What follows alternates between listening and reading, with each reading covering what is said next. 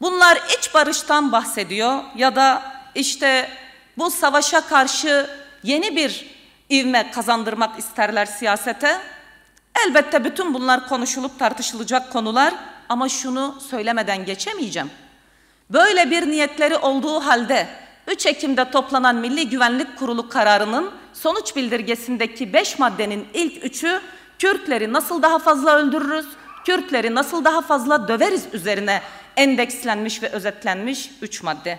Bunu da kamuoyuna ve kendilerine hatırlatmak isterim. Böyle mi sağlanacak iç barış?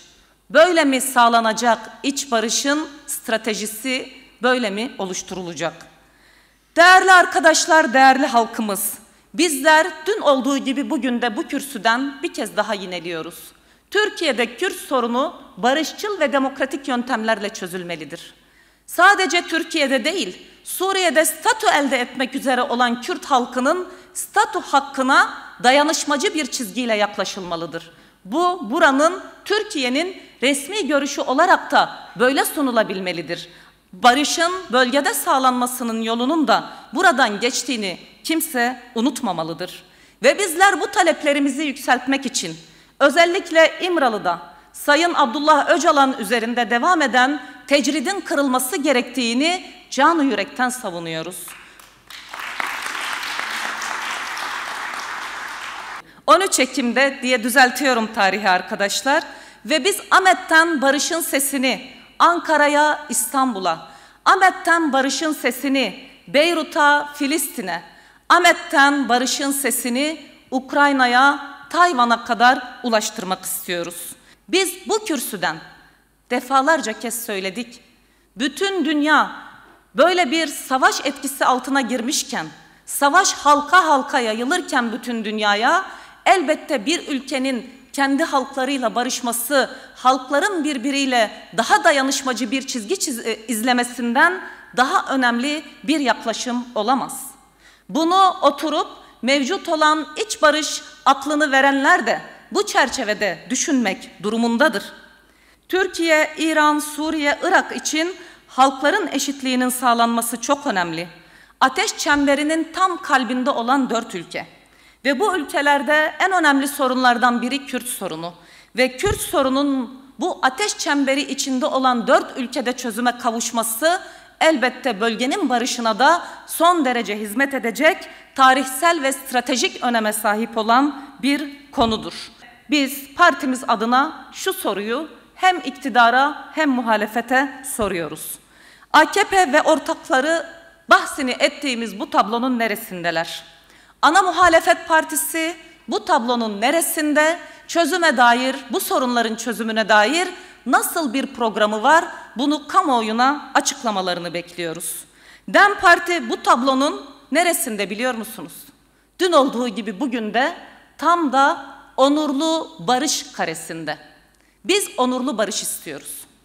Onurlu barışın tesis edilmesi için ödenecek bedel neyse, verilecek mücadele neyse veriyoruz, vermeye de hazırız.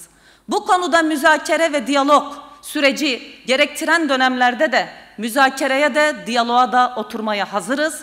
Ama şu unutulmamalı ki sözde değil özde. Şu unutulmamalı ki kamera karşısına çıkıp 2 söz söyleyerek yetinilmesi değil, tam da çözüme dair bir planın ve bir programın kamuoyuna açıklanması, böyle bir programla ortaya çıkılması, böyle bir somutlukla ancak siyaset konuşulabilir. Değerli arkadaşlar, anayasa ve toplumsal barış gibi çok önemli sorunlarımız var. Ve bizim bunları başarabilmemiz için elbette yapılması gereken, atılması gereken adımlar var. Kim nerede durursa dursun, bizim pusulamız toplumsal barışı sağlamaktır. Biz toplumsal barışı sağlama mücadelemizi ezilenlerle, kadınlarla, emekçilerle birlikte sağlamaya hazırız. Biliyoruz, toplumsal barışı sağlamanın yolu toplumun taleplerini siyasetin yol haritası haline getirmekten geçer.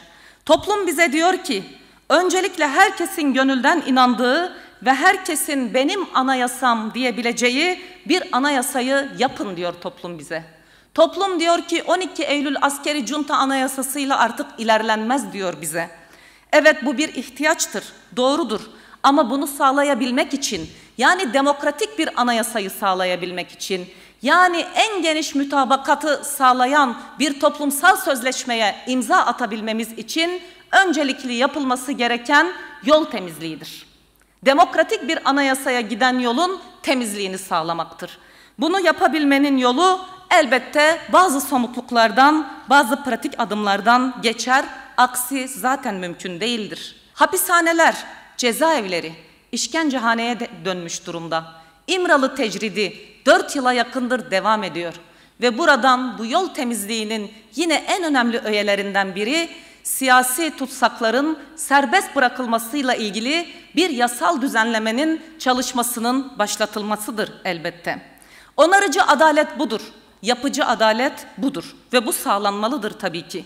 Ve değerli arkadaşlar, sözlerime son verirken sevgili şair Bertolt Brecht'in bir çağrısıyla tamamlamak isterim. Ama barış bir ağaç değil, ot değil ki yeşersin. Sen istersen olur barış, istersen çiçeklenir. Bir tabiat kanunu değildir savaş. Barışsa bir armağan gibi verilmez insana. Savaşa karşı barış için katillerin önünde dikilmek ve hayır yaşayacağız demek gerek. Böylece mümkün olacak savaşı önlemek.